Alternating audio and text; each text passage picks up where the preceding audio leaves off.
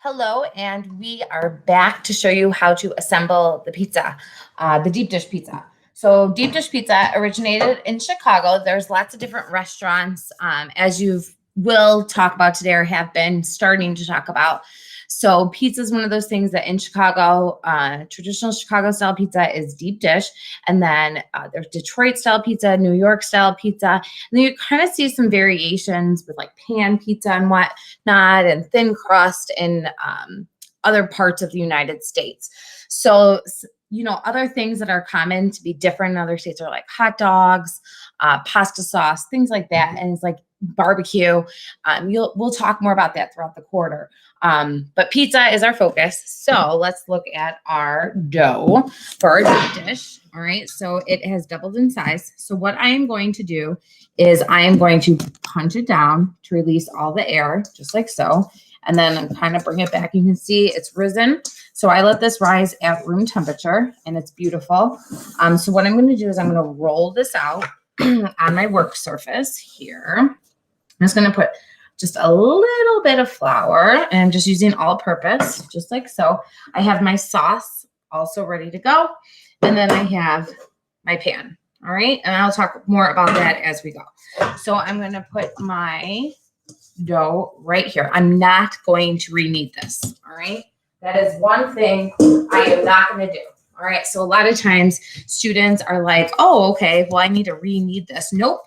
If you re-knead it, what you're going to do is you're going to tangle the gluten strands that you created that rose, and it's just going to kind of tangle your gluten. So to prevent it from sticking, I'm just putting a little bit more flour on there, and I'm starting to just work this with my hands. All right. So as I explained in the dough video, we have 2 tablespoons of melted butter inside of our pizza dough.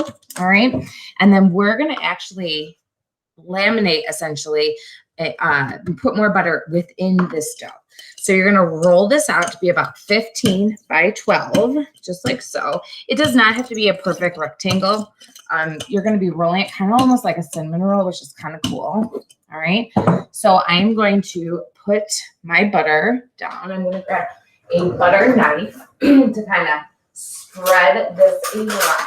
Actually, I'm going to grab a rubber scraper. That would be better. So you want to make sure that your butter is at room temperature. If it's not at room temperature, then you're going to want to, put it in the microwave for like 10 seconds. You do not want it melted. You just want it spreadable.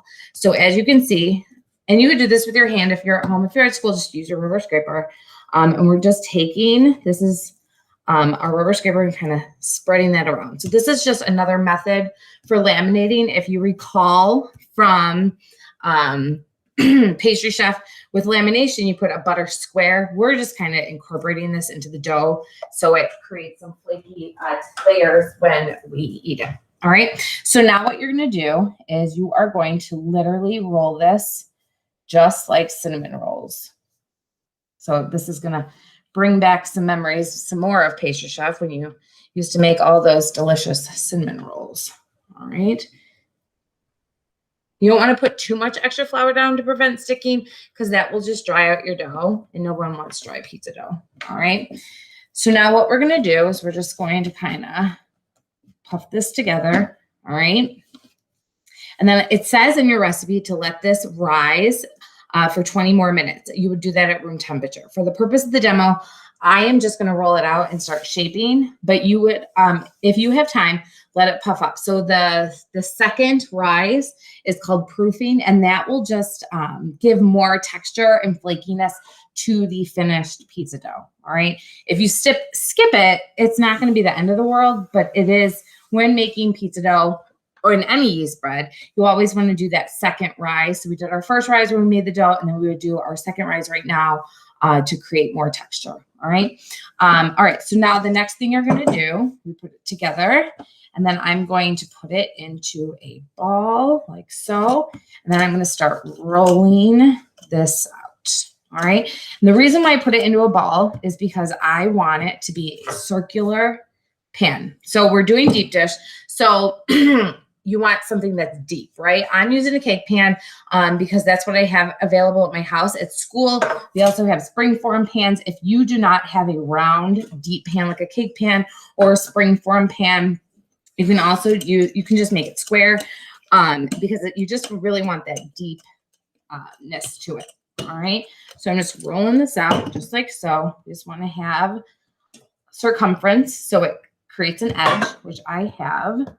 Like so. And remember, when working with this dough, it's going to kind of spring back. That's just common with yeast bread. All right. So now we're going to prep our pan. So to do that, I am just going to take some vegetable oil to prevent sticking. And I'm going to use my hand, which I have cleaned. You can also use a pastry brush, a paper towel. I couldn't even think of the word. All right. And then I'm just going to put that there. And then I'm going to put this into my pan by folding this up this way, just like when we do pies. I know you guys are experts in that, so should bring back some memories. All right. And then we just unfold just like so. All right. So now we're going to form this into our pan just like so. So when it's hanging over, you're just going to kind of fold it.